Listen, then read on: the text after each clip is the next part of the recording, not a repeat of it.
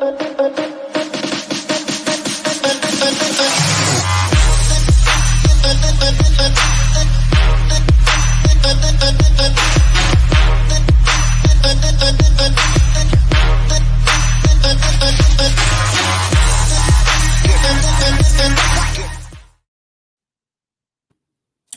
everybody. I'm Selena Rezvani, and you're joining Women and Work Culture. This is a live stream all about those positive practices for boosting women's leadership.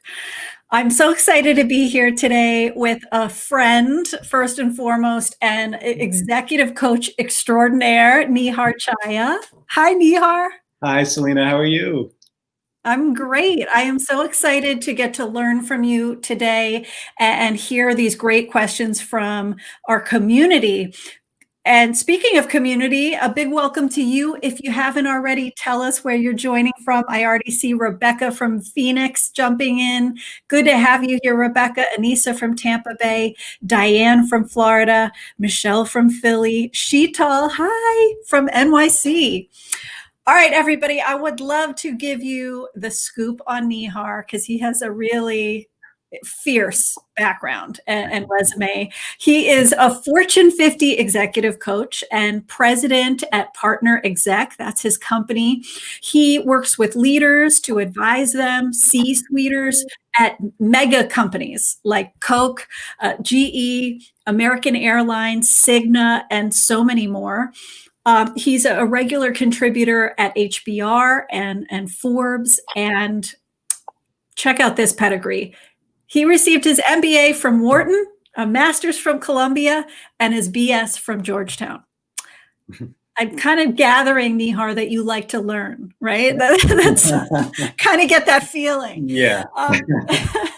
Really awesome. And so as we go, friends, send us your questions for Nihar. This is an Ask Me Anything. So this is your chance to ask about confidence, presence, making those really great first impressions, right?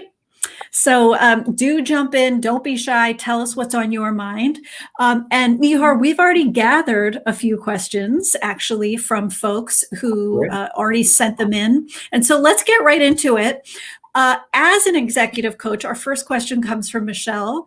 Is there a common struggle you see shared among really successful people? Yeah, great question. So Selena, thanks again for having me. I'm somewhat humbled by your introduction there. I don't like to usually start with that stuff, but thank you for at least some credibility that I'm here with you, and I'm a big fan of you as well. So, yeah, I think the most common challenge that I probably run across with leaders, and I think it's funny because when I meet kind of powerful leaders, even I sometimes am a little bit in awe of them, but then when I meet them and I coach them, you realize we're all human. And the biggest thing that's probably I've seen that they deal with is that they can't think their way out of challenges once they get to a high level of leadership. So we're all, kind of, you mentioned my pedigree, you have a great pedigree. We all kind of grew up wanting to get the A's in all the classes, and we all tried to get the best job out of college, and et cetera. At some point, you become a leader in organizations and you realize that it's all about influence, not so much intelligence.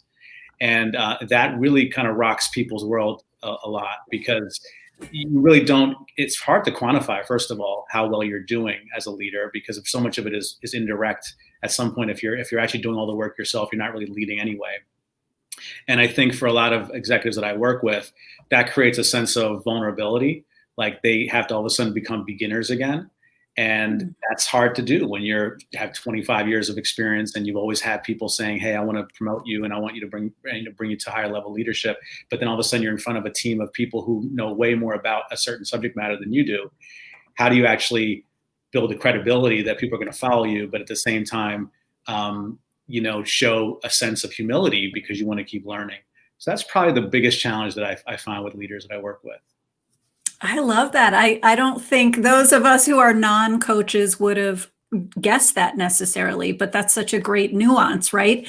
You almost need a beginner's mindset with certain things where you're not the expert, you're not the functional specialist, right? And influence is hard to tease out. Absolutely. because what buys you some at this company may not buy you influence at your new employer.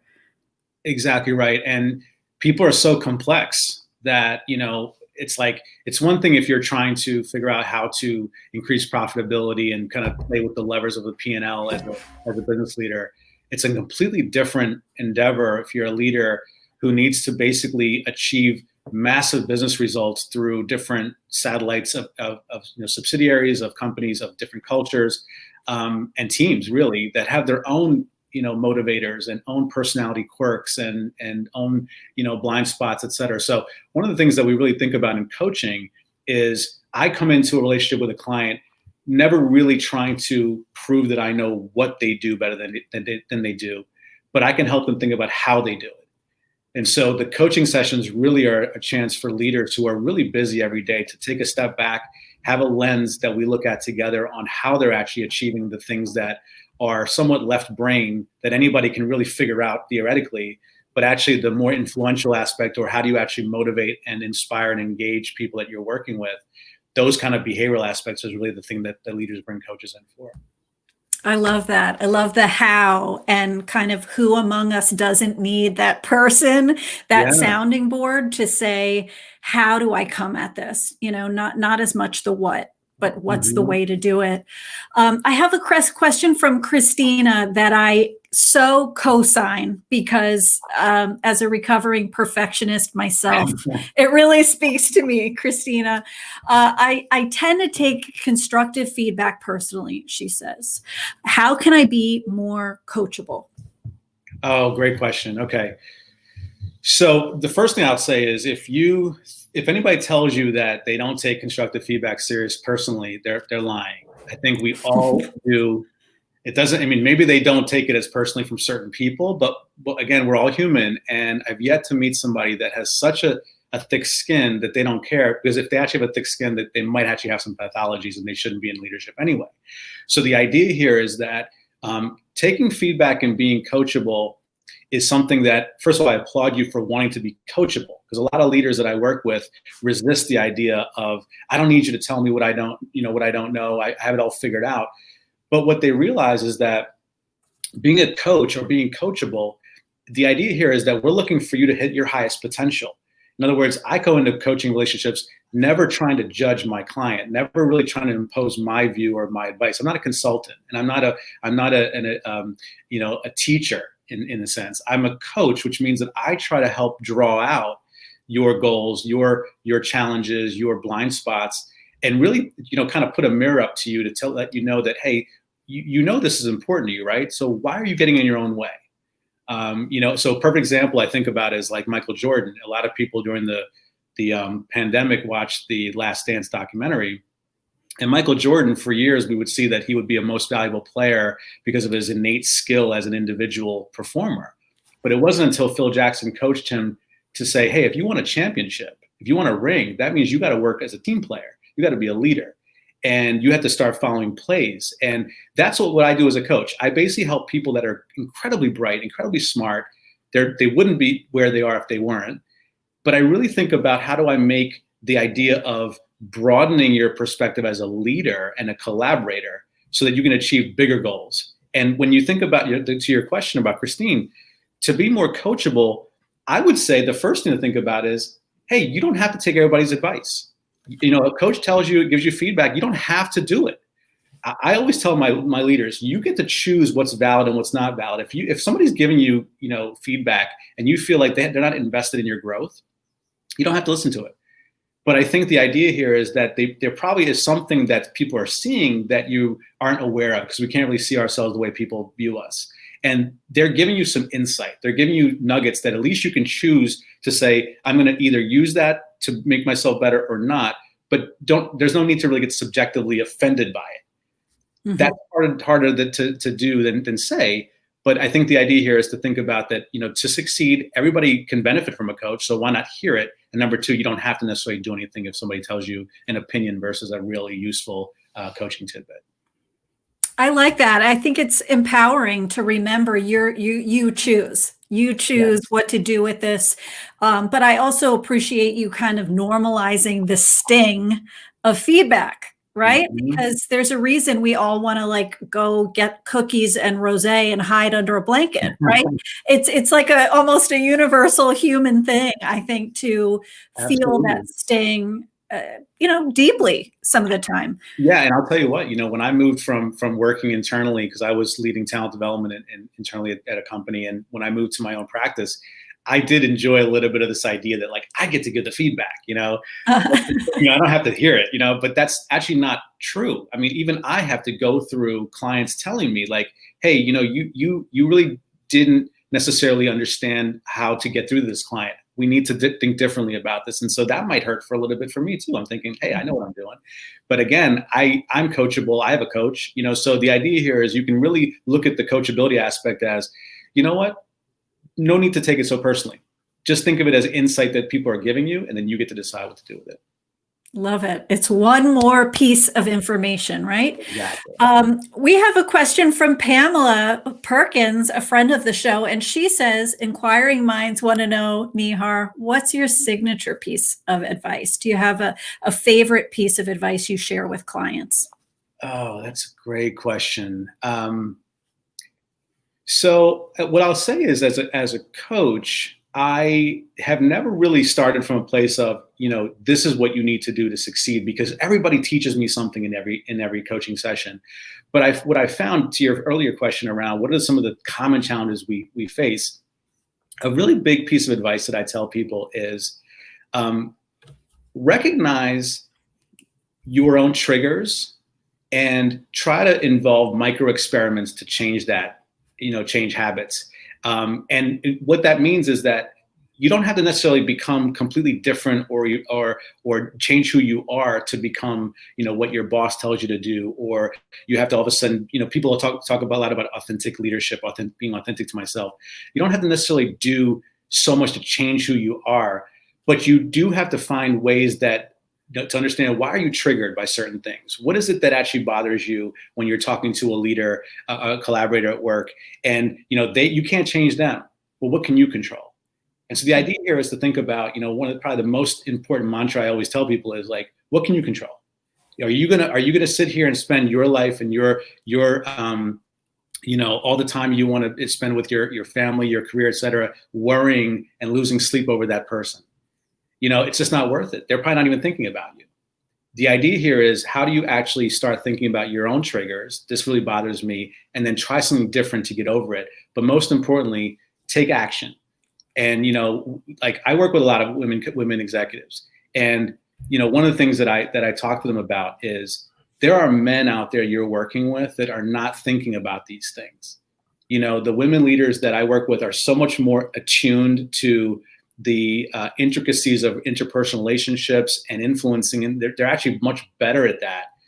But they also fall into the trap of thinking about things that the men that they're competing against don't even really think about. And so I always say, hey, would this be something that's worth acting on as opposed to analyzing? That's something that I think I also share with leaders. Like, let's actually move from analysis to action. I love it. I love it. And you have a great question that comes from Vic as he was listening to your responses, which is, do you have some recommendations around picking the right coach? Is there any spidey sense we should all be using to say, that's a red flag, or, oh, yeah, that's a great fit? Great question. So I actually did a webinar for the World Business Executive Coach Summit, WBEX, just a few months ago on this topic of how do you actually manage a chemistry call. And so for those of you that don't know what a chemistry call is, most of the time when you're hiring a coach, whether it's through your company or privately, you're going to be faced with a few coaches to try, and you'll have what they call a chemistry conversation, which is to really assess whether this is the right fit. Now, what's interesting about a chemistry conversation when you're picking a coach, and I think this is important to your question, is, like you might pick somebody that you get along with well and you enjoy having a good rapport with, but does that mean they're going to actually push you out of your comfort zone and develop you? It's questionable. Similarly, if you actually work with somebody that is constantly about like Tony Robbins, like rah, rah, rah, go this, change this, are they going to sit back and actually recognize that some of your strengths that you bring to the table already, that maybe you don't need to change? Mm-hmm. And so everybody's different in terms of what they prefer. But I always say, coaching is one of those those occupations that's very different. Like, we always say the idea that the customer is always right in most businesses. In coaching, if the customer is always right, you're not doing your job as a coach, because the customer is not really being pushed to the idea of broadening their perspective, of actually thinking in a more divergent way than the convergent way that they think about just fitting into a box. So going back to your question, if you're going to choose a coach, I think it is important to feel comfortable with them. You want to kind of suss out, do you feel a good vibe with them? But at the same time, be able to ask them, feel a certain comfort in asking them, like, how would you actually push me out of my comfort zone? How would you show me that we're going to get somewhere in terms of outcomes? And I think that's a mix. I always say it's chemistry, and also you want some credibility in terms of whether they're going to be able to get you to where you want to be. That's great advice for all of us to think about in these chemistry calls. I love it. It sounds like speed dating, but I know it's not, right? Yeah, it's a lot like that. But it's true, right? Your questions are great. Finding that balance between, will they support me? Do we have that click? But will they push me? Yeah. You need some edge, right? You need some of that cutting edge in the conversation too. You talked about pushing people outside of their boundaries, and that's exactly one of the questions we got. Can you tell me about a time where you really had to push a client out of their comfort zone? Oh, yeah. I mean, this happens pretty much with all my clients. Sometimes they know what they need to do to get out of their comfort zone. Sometimes I know what it is, and I need to encourage them to do it. Just recently, I'm working with a woman CEO at a really great company, and she just got promoted into this role. So, and from an internal position, and she's amazing. She's so emotionally intelligent, but she's almost too humble. And one of the things that we're working on is that, like, the board and some of her colleagues were saying, one of the things that she tends to do is she says sorry all the time. And it's just like, she does that from a place of wanting to be humble, wanting to create connection, which is awesome. But it almost diminishes a little bit of her stance as a leader. And so just even again, let me go back to the idea of coaching and real change. Sometimes it happens from the most minuscule changes in our behavior. That's something with her. What we just did was, I want you to just track how many times you say sorry in a week. I just want you to put that down. We don't even have to do anything about it. Sometimes it actually is helpful, because it does create a certain sense of, hey, this person is deferring to me before they just, become dominant. But the idea is tracking it, right? Once you measure something, you can change it. And that was hard for her, and it was interesting because, she was like, well, what am I going to say instead of that? I'm like, I don't know. Let's start thinking about some words we can say instead of that. You might say, hey, may I just get a clarify? Can I clarify about that? Can I ask you a clarification question? Or I understand your point. Here's my point, but don't say the sorry part about it. And once you start taking that out, once you start doing it, I think she recognized that actually it's not that hard to do if I am deliberate about it. But I need to start finding ways that are going to replace that, so that I don't feel like I'm being somebody different. I want to feel like I'm still getting the general outcome of that conversation. The other thing that I think, in terms of comfort zone, I had a leader, especially during the pandemic right now. I have a leader right now who is in charge of a big team that has an office space. And at this point, the bigger company is saying, hey, we're going to not work. We're not going to come into the bigger office until next year. And she's in charge of, the business. So she's like, hey, financially, it doesn't make sense for us to even keep this lease in this office. We need to actually probably just, from now on, we just stay remote. But she couldn't seem to make that decision because she was so worried about how certain people are going to feel about that. And is that the right thing to do? And even that, was an idea of, what's the most painful thing about this? Well, it's that I make a decision that's the wrong one. Well, what if you couldn't make a wrong one? What if actually the idea of not making a decision is the wrong thing? What if the inaction is the thing that's going to make people feel like, wow, is this leader didn't even know what she's doing? You know what I mean? And so the idea was, let's jump in and actually, you do the analysis, but let's actually make a decision, because after you make the decision, chances are you're not going to look back and think about it again. You're going to be on to the next thing. But the idea is, yeah, right? So how do we actually start kind of minimizing that pre-mortem analysis and actually do get to the point where you can start moving on to bigger and better decisions? That's so great. And isn't that kind of half the work of leadership, right? Is getting your hands dirty and trying it out. And to Mhm. use your earlier word, experimenting. We Yeah. don't call it that often at leadership levels. We call it like swift action and, strategic execution. Right. But come on, let's be honest. It's winging it. It's Yeah. it's informed guessing some of the time, right? Mhm. Or semi-informed guessing. And I love your points too about sorry, not sorry, Mhm. right? I bet there's people on the line who can relate to sometimes catching themselves saying, "Oh, sorry to ask again," Yeah. but right. We have another great question from Rebecca, who, as you were talking about the coach role, wanted to know what's the difference between mentor and coach? Let's say you're getting feedback or advice from each. Is Mhm. there something more a coach is bringing us than what a mentor could do? Yeah, awesome question. Before I forget, I'll encourage your audience to go to my LinkedIn profile where I wrote an article on this actually a few years ago, and because this is actually a really important differentiation. So the mentor relationship, we see a lot of that happen in companies where they'll say, we're going to give you a mentor who's a more senior level leader that can meet with you every now and then and really share with you the secrets to success. Or a lot of times you'll see people who are entrepreneurs, they'll say, I want to find a mentor who's, had an IPO and that's where I want to be. Mentors typically are people where you are interested in following their path to success. A coach isn't interested in sharing with you how they succeeded. A coach is interested in helping you succeed based on the path you want to do. And there's two different, and neither one's better or worse. The problem is that people confuse the two a lot of times. Yeah. They'll think a coach actually should tell them, hey, okay, what's the answer? And a coach that doesn't, a good coach, okay, isn't really supposed to give you the answer. They're supposed to teach you how to get to the answer. They're supposed to enable you to do the insight and reflection and be an accountability partner to actually achieve those goals, but not necessarily say, because I actually achieved this, this is how you do it. And I think a lot of people have realized that when they get a mentor, it's useful. And a lot of times people want a hotshot mentor, like, oh, I want Elon Musk to mentor me because, wow, I want to be like him. But Elon Musk isn't necessarily going to teach you how to be the best you. He's going to teach you how to do the best, business, but it worked for him. It might not work for you. But a coach is actually going to sit there and think about, okay, what are your strengths? What are your weaknesses? What are the personality profile that you're dealing with? What's the success criteria of the domain you're trying to succeed in the business or the leadership or the organization that you're in? And then how do we start filling those gaps based on practicing these experiments or getting feedback from people? A mentor typically is not going to invest that kind of energy because it's not really their job. Their job is to give you kind of information that worked for them.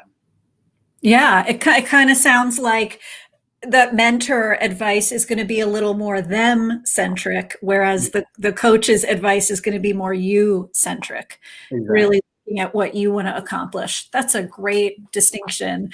I have a question from Claire that I think is really compelling. And she asks, do you have any guidance if I'm new at my company and trying to bond with parallel leaders who are all men?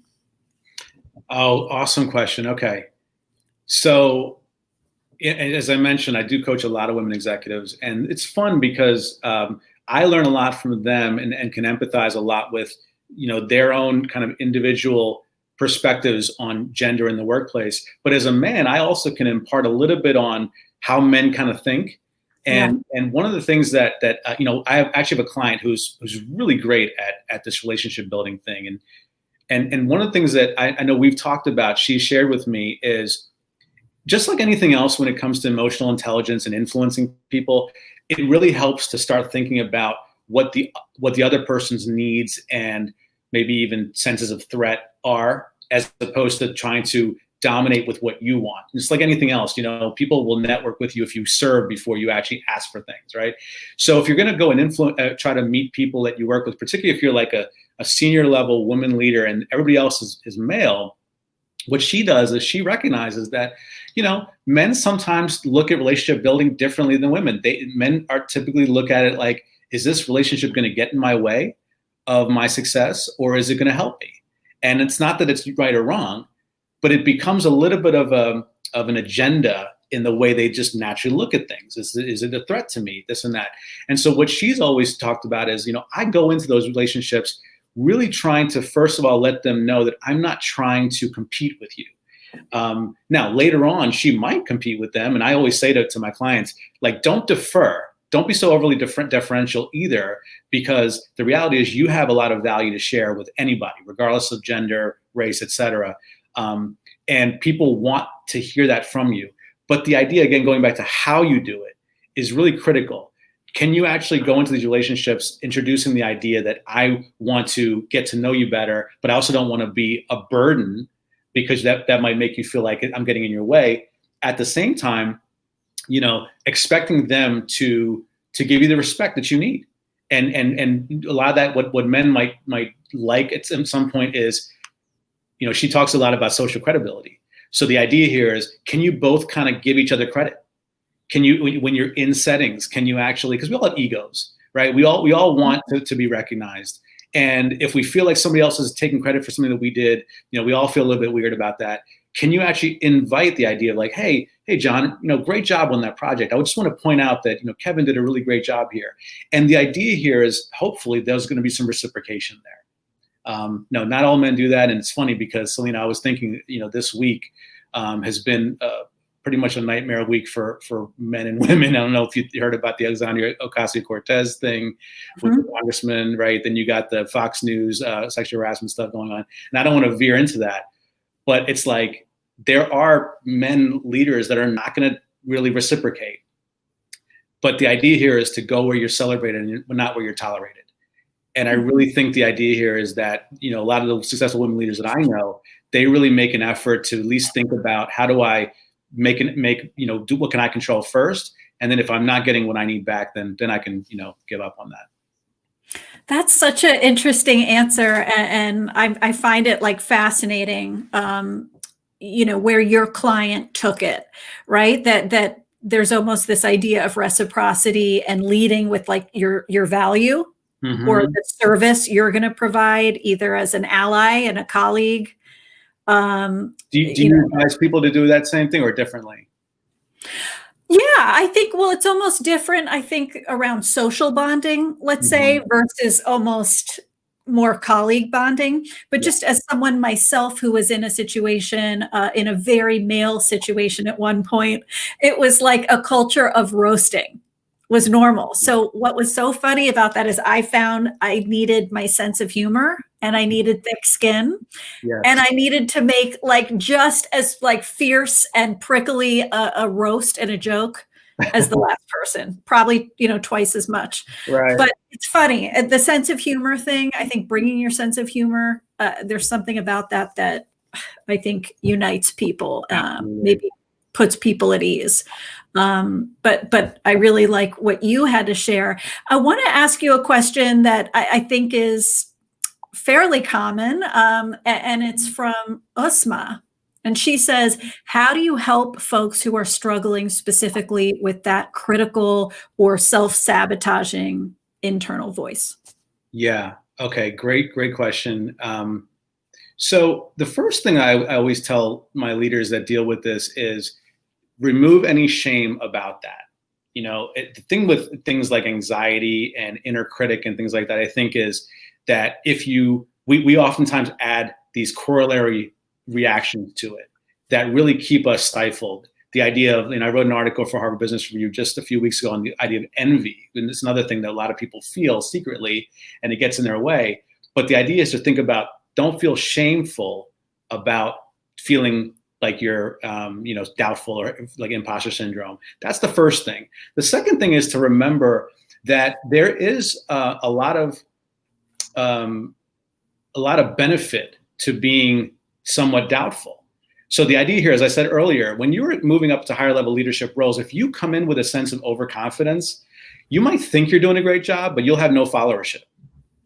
And so what if I were to tell you that actually, if you are trying to prove how much you know all the time and you're trying to be perfect, you're actually going to fail as a leader? Would you do anything differently? What if I was to tell you that actually to be a really successful executive, you need to do less and not do more? Now that's hard for us to all, to adopt, because of course we live in a culture where we need to keep proving that we're doing more and more and more.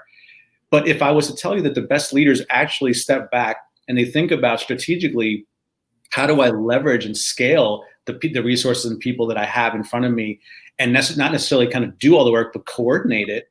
That should, part and parcel, that should mean that you're actually going to free yourself up a little bit and think in a different lens, as opposed to doing the busy work.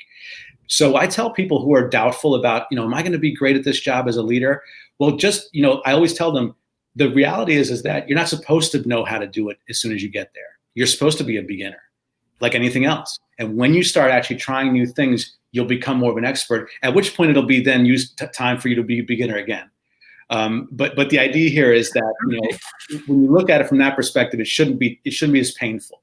And the last thing I'll just say is, again, I tell people, try to err on the side of action. That doesn't mean you necessarily have to solve every problem in front of you, but it could be the action of saying, I'm going to put on my calendar to think about that on Friday. I'm going to worry about that for an hour on Thursday. But you're doing something with that actual thought, as opposed to just letting it linger there and worry about it. And so when you actually work on something and you actually think about acting on it, whether it's doing the problem or actually deferring it and putting it down in your calendar, that can take some of the anxiety away. Oh, that's great. You just gave us license, I think, to do a few things, right? To be selective about what we say yes to. Yeah. A mentor said to me at one point, don't confuse urgent and important. Mm-hmm. And it really changed how I saw things, like that pinball syndrome of you're just flying from place to place, handling urgent things, right? And doesn't mean it's important. So I love your reminder here that leaders are selective. Mm-hmm. Leaders use that magical little word called no, right?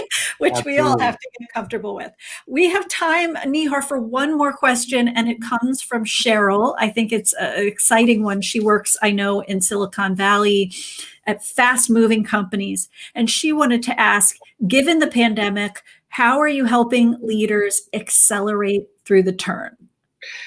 Okay, yeah, this is a big one. We're all going through it. And around the time when we all started working from home, I wrote an article for Forbes about this. It was the top 5 challenges for leaders during the pandemic. And it was actually based on all the stuff that my clients were telling me. And they were things like, how do I drive results while still showing empathy? Because, it's like we're still expected to get things done, but I want to also show the compassion for people on my team. Another challenge was, how do I actually know what to say to keep my team feeling certain about stuff when I don't feel certain? I don't even know what the right answer is, but I'm supposed to be the person that's actually going to broadcast what the next policy or plan is when everything changes. That's a big challenge that we work with. A third issue is, how do you actually build your brand without looking selfish? There was a time now we're coming where we went to the pandemic and work from home, where it's like, people were actually on their way to building, getting promoted. I have a lot of clients actually who are about to get promoted this year. And now it's a little bit weird to be like, hey, is that still going to happen? When everybody's actually changed the way they're thinking about life. Another issue came up was, how do I network while everybody's scattered and everybody's socially distant and really distracted? Can I still kind of call somebody and say, we can't have coffee, but can I spend 30 minutes with you chatting? A lot of people don't really know if that's even appropriate or that anybody would want to do that. And the last issue I think we talked about was really, how do you lead people remotely when you can't see them all the time? I mean, so many of my leaders always talk about how there's just something about being able to walk to the bathroom and stop by somebody's office or cubicle and chat. Now I can't check up on anybody. And for a lot of people, particularly those who are extroverted, who need to be around people, they can become somewhat skeptical about whether their team is actually working. So they end up checking up on them even more. Where a lot of the introverted leaders I work with have always been used to kind of working alone. They prefer it. They're like, hey, I can totally trust my team. So those are the challenges that we're seeing. And in many ways, what I'm helping leaders think about is you have to balance this idea of what you want versus what somebody else wants. This is the time to ask permission before you demand things. This is the time for connection versus correction. This is the time to check in on people, not just check on people. This is the time when you have to shift a little bit of your mindset around how things are going to get done, because people don't have time for the way work used to be, because they're already dealing with their own changes at home as well. So that's I encourage people to look at that article, but that's really kind of what we're working on with the pandemic right now. That's great. You kind of put the exact words to the feelings I think a lot of people have felt, around, can results and empathy coexist, right? Can you be certain when everything feels uncertain? This has been so eye-opening, Nihar, and I'd love to have you back about 5 more times to keep getting these really cool nuggets that you shared. Thank you for sharing your gift with us and with the world. This is such important work. You're helping people kind of remove the blocks that they may have put in front of them and really see their potential so they can do big things. So thank you. Keep doing that. So many people need exactly what you're offering. In the show notes, everybody, you're going to see links to Nihar's ebook, his articles we've been referencing in HBR and Forbes, and so many more ways you can reach out to him and connect. I hope you'll stay in touch with me too. Check out my LinkedIn learning courses to build your confidence, to really make your presence felt. And I hope you'll join my newsletter tribe as well. I want to thank you again, Nihar. Thank you, everybody, for joining us. What an awesome community with bubbling energy and really great questions. I hope you all stay healthy and well and lead on. Thanks so much. Thank you.